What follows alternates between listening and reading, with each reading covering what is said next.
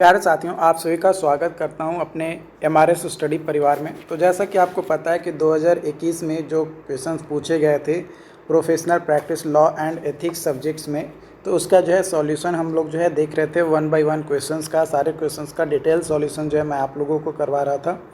तो लगभग 6 वीडियोज़ जो है मैंने आपको जो है इसका प्रीवियस ईयर का पेपर का सॉल्यूशन जो है प्रोवाइड किया। ये आपका अगला पार्ट है। तो यहाँ पे क्वेश्चंस आपका दिया गया है कि describe the regulations of an employment and condition of service under the building and other construction workers act 1996 के अंतर्गत, यानी BOCW जो एक्ट लाया गया था, building and other construction workers act 1996, उसके अंदर जो रेगुलेशंस थे एम्प्लॉयमेंट के और जो भी कंडीशंस थे सर्विस का, उसके बारे में जो है डिस्क्राइब करना है। तो ये जो BOCW जो एक्ट है 1996, ये एक इंडियन लॉ के अंतर्गत लिया गया है, जो कि वर्किंग कंडीशंस और employment of construction worker India में किस तरीके से रेगुलेट किया जाए उससे रिलेटेड ये है। इसका मेन रेगुलेशन ये है कि ये जो एक्ट है ये कहता है कि इंगेजमेंट 10 या 10 से ज़्यादा अगर वर्कर्स का है किसी भी कंस्ट्रक्शन इंडस्ट्री में, तो उस कंडीशन में आपको जो है registered with appropriate state authority के साथ एक रजिस्ट्रेशन करवाना होता है। वह कंपनी रजिस्ट्रेशन करवाता है, एम्प्लॉयर के द्वारा करवाए जाते हैं, जो जिस कंपनी में इतने सारे वर्क 10 से ज़्यादा अगर वर्कर्स काम कर रहे हैं तब। Additionally construction workers are always या also required to register themselves with state building and other construction workers welfare board में जो है रजिस्ट्रेशन जो है वर्कर्स का करवाना ज़रूरी है। अगर नहीं करवाते हैं और पकड़े जाते हैं तो उस पर एक लीगल एक्शन जो है लिया जाता है या लिया जाएगा, ये जो है ये एक्ट बोलता है।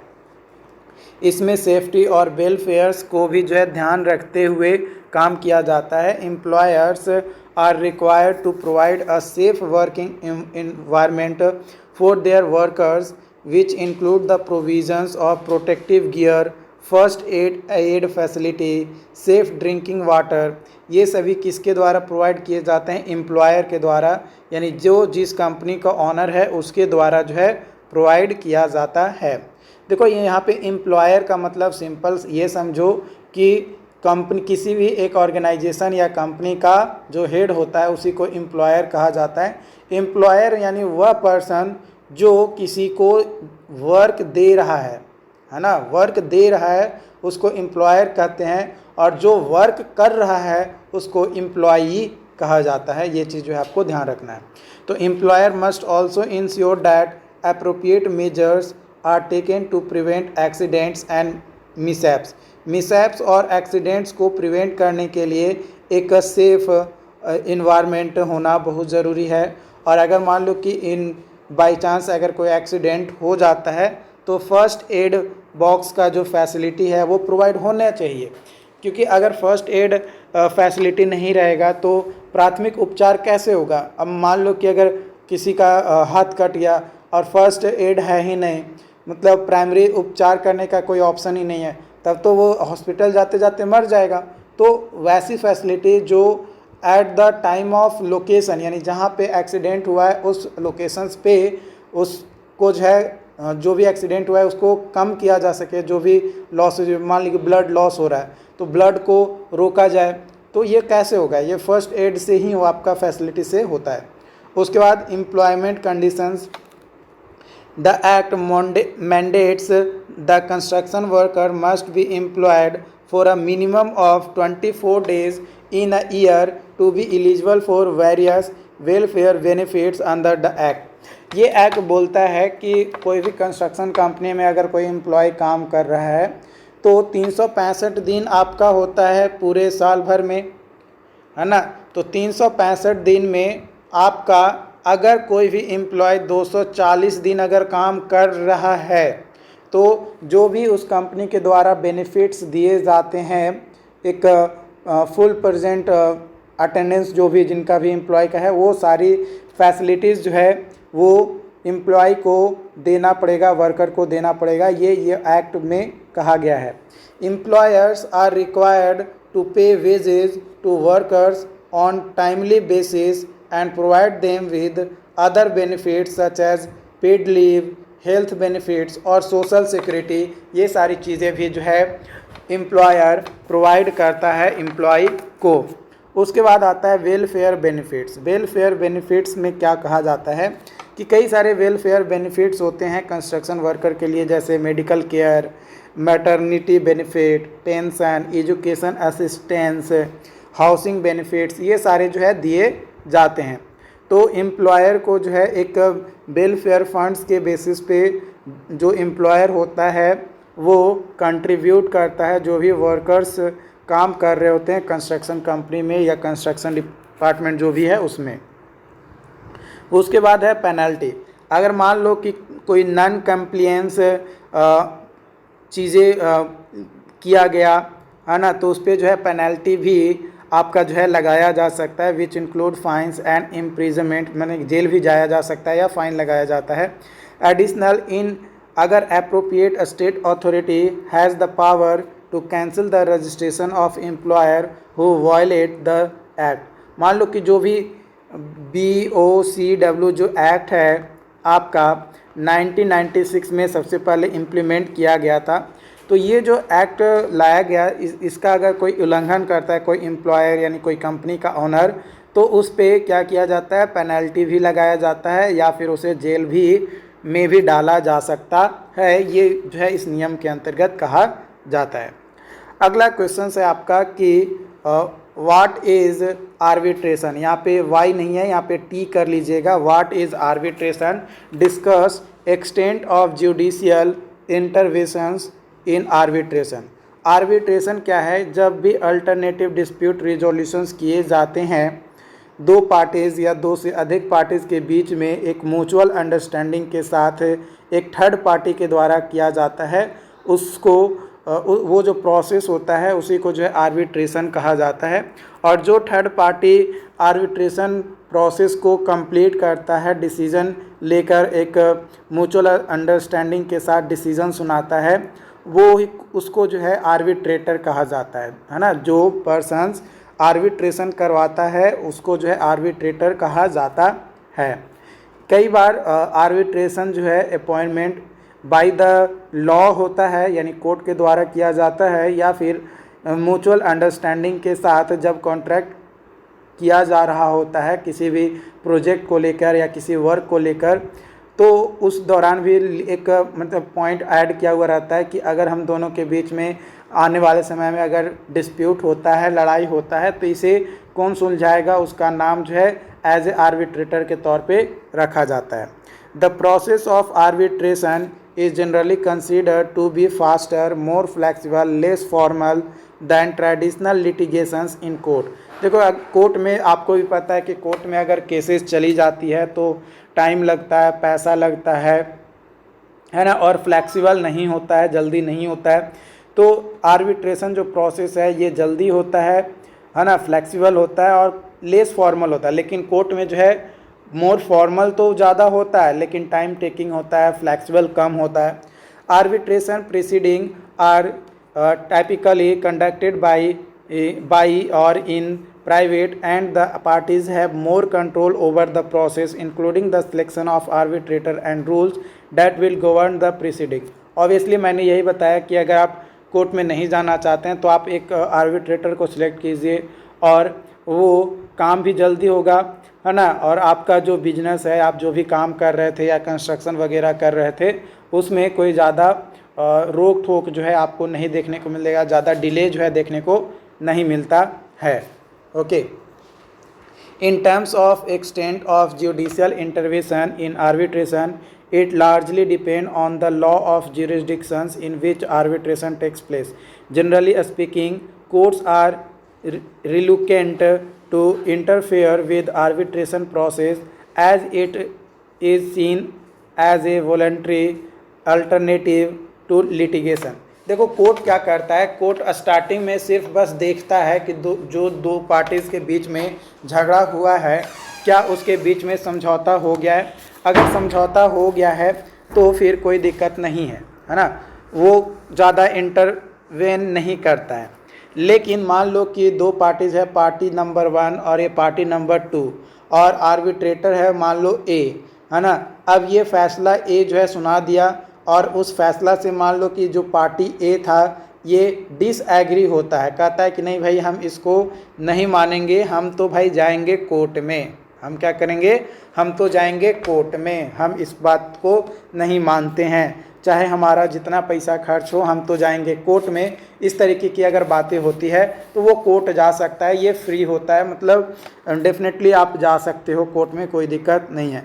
तो जैसे ही कोई एक पार्टी कोर्ट में जाता है और अपनी बातों को रखता है तो उस कंडीशन में जो भी फैसले आर्बिट्रेटर के द्वारा सुनाए गए उस फैसले को भी देखा जाता है कि क्या सही था कि गलत था, लेकिन थोड़ा टाइम टेकिंग रहता है। तो जब तक कोई एक पार्टीज कोर्ट में नहीं जाकर अपनी बातों को रखेगा, एप्लीकेशन देगा, तब तक जो है वो बाहर से सॉल्व हो जाएगा म्यूचुअल अंडरस्टैंडिंग के साथ। तो कोर्ट उसी समय इंटरवेन करेगा, मतलब हस्तक्षेप करेगा उस मैटर में, किसी भी लड़ाई झगड़े में, जब कोर्ट के पास उस चीज़ का मामला उसके पास जाएगा तब। नहीं तो वो अपने मन से नहीं कहेगा कि भाई तुम रुको हम तुमको फैसला सुनाएंगे, ऐसा नहीं है। कोर्ट आपको नहीं बोलेगा कि हम आके फैसला सुनाते हैं, आप कोर्ट के पास जाओगे तभी जो है कोर्ट आपको फैसला सुनाएगी, अदरवाइज कोर्ट फैसला नहीं सुनाएगी। इन सम jurisdictions court has limited authority to review or set the aside at trivial awards. This means that a decision of arbitrator is final and binding. Court's role is simple to enforce the award, है ना। कई बार क्या होता है कि आपको सिर्फ court क्या करता है, सिर्फ रिव्यू करता है कि जो आर्बिट्रेटर है वो जो फैसला सुना रहा है वो सही है या गलत है, बस उसको देखेगा, समझेगा, उसको एनालाइज करेगा, लेकिन उस पर वो अपने कोई बात नहीं कहेगा, कोई अपना राय नहीं देगा, बस उसको देखेगा। लेकिन वही जब आप कोर्ट में जाकर पब्लिकली आप बोलेंगे कि नहीं हमको इस पे आप फैसला सुनाइए, कोर्ट की तरफ से जो फैसला दिए जाएंगे हम उसको मानेंगे, तो फिर उसमें कोर्ट जो है इंटरवेन करेगा।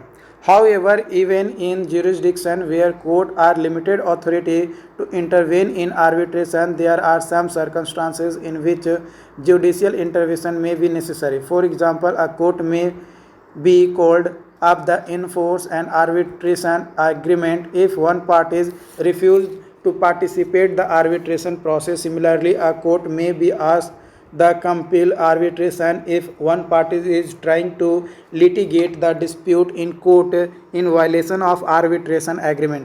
जो कि मैंने बताया कि अगर दो पार्टीज है, कोई एक पार्टीज कहता है कि नहीं जो भी एग्रीमेंट किए गए, जो भी बताए गए आर्बिट्रेटर के द्वारा उस बात को हम नहीं मानते, हम कोर्ट में जाकर इसको जो है चैलेंज करेंगे, तो आप जा सकते हो, तभी जो है कोर्ट भी आपका इंटरवेन करेगा। अदरवाइज कोर्ट इंटरवेन नहीं करेगा, बस वो फैसलों को बस देखेगा, समझेगा। और ज़रूरी भी नहीं है कि कोर्ट के पास वो जो भी आपने म्यूचुअल अंडरस्टैंडिंग के साथ फैसले किए दो पार्टीज़ के बीच में, वो कोर्ट के पास आपकी फैसला जाए, इतना भी बड़ा आप महान आदमी नहीं है, ठीक है। तो ये चीज़ें जो है आपको यहाँ पे लिखने हैं। उसके बाद अगला क्वेश्चन आपका यहाँ पे दिया गया है, what are the types of dispute and their causes and how dispute get resolve in partnership. Partnership में डिस्प्यूट कैसे रिजॉल्व किया जाता है और कौन कौन से टाइप्स हैं डिस्प्यूट के, उसके बारे में जानना है। डिस्प्यूट के बारे में बात किया जाए तो कई सारे डिस्प्यूट्स आपके होते हैं, personal relation, business partnership, legal disputes और इंटरनेशनल कन्फ्लिक्ट्स आपके जो है हो सकते हैं डिस्प्यूट में।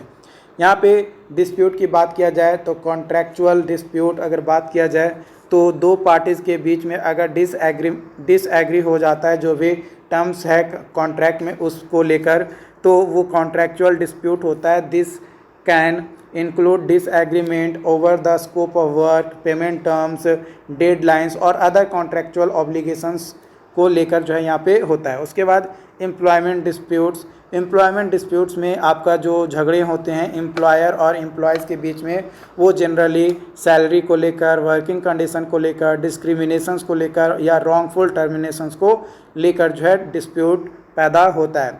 Family disputes. फैमिली डिस्प्यूट की बात किया जाए तो इसमें divorce, child custody, inheritance, disputes over properties ownership, इसको लेकर जो है फैमिली डिस्प्यूट्स होते हैं। प्रॉपर्टी डिस्प्यूट में बात किया जाए तो कॉमन एरिया को लेकर या ऑनरशिप ऑफ प्रॉपर्टीज़ को लेकर जो है डिस्प्यूट आपके होते हैं। कॉमर्शियल डिस्प्यूट में बात किया जाए तो बिजनेसेस में आपका ब्रीच ऑफ कॉन्ट्रैक्ट, मतलब कॉन्ट्रैक्ट जो किया गया उसे तोड़ना, intellectual properties infringement, unfair competition, ये सारे इशूज़ से जो है आपके डिस्प्यूट क्या होते हैं, पैदा होता है। मैंने डिस्प्यूट का मतलब सिंपली लड़ाई, ठीक है। कैसे रिजॉल्व करेंगे डिस्प्यूट का? अगर पार्टनरशिप में डिस्प्यूट्स होता है तो ये एक चैलेंजिंग टास्क है, लेकिन एक म्यूचुअल एग्रीमेंट के साथ उसे जो है ओवरकम किया जा सकता है, पूरी या रिजॉल्व किया जा सकता है, समाप्त किया जा सकता है। तो इसमें सबसे पहले आइडेंटिफाई करना होता है कि किस तरीके का इशूज़ हमारा है, क्या गैदरिंग इन्फॉर्मेशन क्या है, रिव्यू करते हैं कॉन्ट्रैक्ट और एग्रीमेंट्स को, और एक इंटरव्यू कंडक्ट किया जाता है दोनों पार्टीज़ के का, ताकि उससे एक डिसीज़न निकल कर आ सके। मतलब पहला स्टेप्स हमारा यही होता है कि किस तरीके से डिस्प्यूट को रिजॉल्व किया जाए। उसके लिए सबसे पहला काम होता है कि आइडेंटिफाई करना कि लड़ाई अगर किस चीज़ की बात है, भाई लड़ाई हो क्यों रहा है, पहले ये तो पता होना चाहिए ना कि, क्योंकि अगर आपको पता ही नहीं रहेगा कि लड़ाई क्यों हो रहा है और आप जाइएगा लड़ाई को सुलझाने, तो ये संभव है? कतई संभव नहीं है। तो पहले ये तो पता होना चाहिए ना कि लड़ाई क्यों हो रहा है, तो आइडेंटिफाई करना है कि किस कारण से लड़ाई हो रहा है। उसके बाद कम्युनिकेशंस, और जब लड़ाई का पता चल गया तो आपको जो है दोनों पार्टीज़ को बैठाकर आपको जो है कम्युनिकेट करना है, बातें करनी है, दोनों की बातों को सुनना है, और जब दोनों की बातें आप सुन लिए तो उसके बाद आपको जो है अपना एक फ़ैसला सुनाना पड़ेगा, क्योंकि आप दोनों की बातें सुन लिए तो आप उसका फ़ैसला सुनाइएगा। तो फैसला सुनाने के लिए या तो मेडिएशंस का आप प्रयोग करेंगे या आर्बिट्रेशन का। मेडिएशन जो है ये कम्युनिकेशन होता है, एलॉन्ग नोट इफेक्टिव होता है, लेकिन जो आर्बिट्रेशन होता है ये इफ़ मेडिएशन इज़ नॉट सक्सेसफुल, अगर मेडिएशन सक्सेसफुल नहीं होता है तब आर्बिट्रेशन जो है किया जाता है। इसमें क्या होता है आर्बिट्रेशन में कि parties can option to for arbitration which involves the neutral party making binding decision to resolve dispute. Dispute को रिजॉल्व करने के लिए एक न्यूट्रल पार्टी को लाया जाता है, ताकि देखा जाता है कि ये दोनों के पक्ष में सुन सके, दोनों के पक्ष को सुन सके, किसी एक के पक्ष में ना जाए, ठीक है। और जो मेडिएशंस होता है इसमें क्या होता है कि थर्ड पार्टी क्या करता है कि सिर्फ नेगोशिएशन करवाता है दोनों पार्टीज़ का, कि दोनों पार्टीज़ में किसी तरीके से बस समझौता हो जाए, लेकिन आर्बिट्रेशन में नहीं होता है। अगर दोनों को लॉसेज हो रही है तो उसको अच्छे से सोच समझ कर जो है फैसला सुनाता है। अगर मान लो कि उससे भी अगर नहीं सुन रहा है, डिस्प्यूट नहीं हो रहा है, तो एक लीगल एक्शन जो है लिया जा सकता है। ये भी जो है आपका रिजोल्यूशंस है आपका डिस्प्यूट का। ओके, अगला क्वेश्चन है आपका यहाँ पे, discuss wrong practice in contracting, how reverse auction, यहाँ पे एक्शन लिखा गया, एक्शन नहीं ऑक्शन टेकन है ना। रिवर्स ऑक्शन कैसे लिया जाता है उसके बारे में यहाँ पे जो है बताना है। कई सारे रॉन्ग प्रैक्टिसेस आपके जो है कॉन्ट्रैक्टिंग में जो है होते हैं, जिसमें सबसे पहला है unsolicited emails, sending emails to people who have not given you permission to contact them can consider spamming। इस तरीके का जो है अनसॉलिसिटेड ईमेल्स होते हैं। इग्नोरिंग पर्सनलाइजेशंस, अगर कोई एड्रेस किया, कोई रिसिपिएंट किया और उसको जो है इग्नोर किया जा रहा है। ओवर कम्युनिकेटिंग, कोई बहुत ज़्यादा कम्युनिकेट कर रहा है, बहुत ज़्यादा मैसेज डाल रहा है। जैसे आप ये देखो ना, अगर आपको कोई लगातार मैसेज करता रहे व्हाट्सएप पे कि हाँ करो, ये करो, ये वो करो, तो आप इरिटेट हो जाते हो कि नहीं। तो वही चीज़ है ignoring option out request, if someone ask to remove from one contact list, contact लिखा गया, कॉन्टैक्टिंग, ये कॉन्टैक्टिंग नहीं होगा यार, कॉन्ट्रैक्टिंग में ना यहाँ पे ये थोड़ा सा गलती हो गया शायद। इस क्वेश्चंस का जो है अनदर आंसर जो है मैं इसका लूँगा, ये आंसर गलत है, ठीक है, ये आंसर जो है आपका गलत है। ओके, ऐसे कॉन्टैक्टिंग को लेकर ये ठीक है ना, कॉन्टैक्ट को लेकर ये ठीक है, लेकिन यहाँ पे प्रोफेशनल प्रैक्टिस में कॉन्ट्रैक्ट को लेकर यहाँ पे सवाल था। तो एक बार मैं क्वेश्चंस देख लेता हूँ, मुझे लगा ही था कि क्वेश्चंस आपका गलत है ना, तो कोई बात नहीं, कॉन्ट्रैक्ट के बेसिस में वो ठीक है, बट यहाँ पे कॉन्ट्रैक्ट के बेसिस पे हम लोग देखेंगे discuss wrong practices in contracting, how reverse auction is taken. तो रॉन्ग प्रैक्टिसेस की बात किया जाए कॉन्ट्रैक्टिंग में तो ये लीड करता है to poor outcomes for both parties involve in contract. Contract में अगर पुअर आउटकम्स को लीड करता है अगर आप रॉन्ग प्रैक्टिसेस अगर करते हैं कॉन्ट्रैक्टिंग में, तब जिसमें कई सारे रॉन्ग कॉन्ट्रैक्टिंग है, जैसे लैक ऑफ क्लैरिटी जो है नहीं मिल पाता है कि contract should be clearly outline the terms, responsibilities, expectations of each parties. A lack of clarity lead confusions, misunderstanding और disputes का कारण जो है बनता है। वन साइड टर्म्स, अगर वन साइड फेवर कोई भी एक पार्टी कर रहा है तो ऑब्वियसली वो जो है रेसेंटमेंट और ब्रेक डाउन जो है रिलेशनशिप जो है होता है, मतलब रिलेशन जो संबंध बने हुए हैं वो संबंध में क्या होता है, दरार पैदा होता है। उसके अलावा रश प्रोसेस में क्या होता है कि ये लीड करता है ओवरसाइट और mistakes that have significant consequences down the lines, ignoring legal requirement, जो लीगल रिक्वायरमेंट्स है उसको जो है इग्नोर करना, तो इसके कारण से लीगल लिएबिलिटीज़ और डिस्प्यूट जो है पैदा होता है। कैसे जो है हम लोग रिवर्स ऑक्शन करते हैं, रिवर्स ऑक्शन के बारे में अगर बात किया जाए तो रिवर्स ऑक्शन जो है एक तरीके का टाइप्स है ऑक्शनिंग करने का, जहाँ पे रोल होता है आपका बायर्स का और सेलर्स का कि रिवर्स गियर में चला जा सके। In traditional auction seller offers items और सर्विस और बायर बीड टू बाई, मतलब बायर क्या करता था, बाई करता था और सेलर जो है बेचता था। लेकिन रिवर्स ऑक्शन में क्या होता है, मान लो कि कोई प्रोडक्ट सेलर बेचा और बायर को वो पसंद नहीं आया, तो बायर क्या कर सकता है, एक रिक्वेस्ट कर सकता है, एक पोस्ट कर सकता है कि भाई हमें ये प्रोडक्ट नहीं चाहिए, आप हमारे ये प्रोडक्ट या जो पार्टिकुलर आइटम्स है इसे आप वापस ले लो, हमें इसकी रिक्वायरमेंट नहीं है। ठीक है, यहाँ पे बात किया जाए तो सबसे पहले कैसे किया जाता है, तो एक रिक्वेस्ट पोस्ट किए जाते हैं कि हमें ये नहीं चाहिए, हमारी ये ज़रूरत नहीं है, हमारा जो स्पेसिफिकेशंस था वो हमारा चेंज हो गया है। उसके बाद वीडिंग करना, sellers bid to provide the items और service lower possible, each sellers can see the current lowest bid, can choose the submit the lower bid. उसके बाद टाइम लिमिट, एक टाइम लिमिट जो है दिया जाता है रिवर्स ऑक्शन के लिए, और उसके बाद कॉन्ट्रैक्ट की जो है अवार्डिंग किया जाता है। तो आई होप कि ये चीज़ें आपको जो है समझ में आया होगा। अगर फिर भी कोई डाउट्स रहता है, कोई कन्फ्यूजन रहता है तो आप हमें ज़रूर बताएंगे। तो आपका जो 2021 का पेपर का जो सॉल्यूशंस था ये पूरा का पूरा आपका कंप्लीट होता है। ओके, तो मिलते हैं अगले कोई नए ईयर्स में जिसमें जो है नए साल का जो क्वेश्चंस आएंगे उसके साथ। Thank you so much.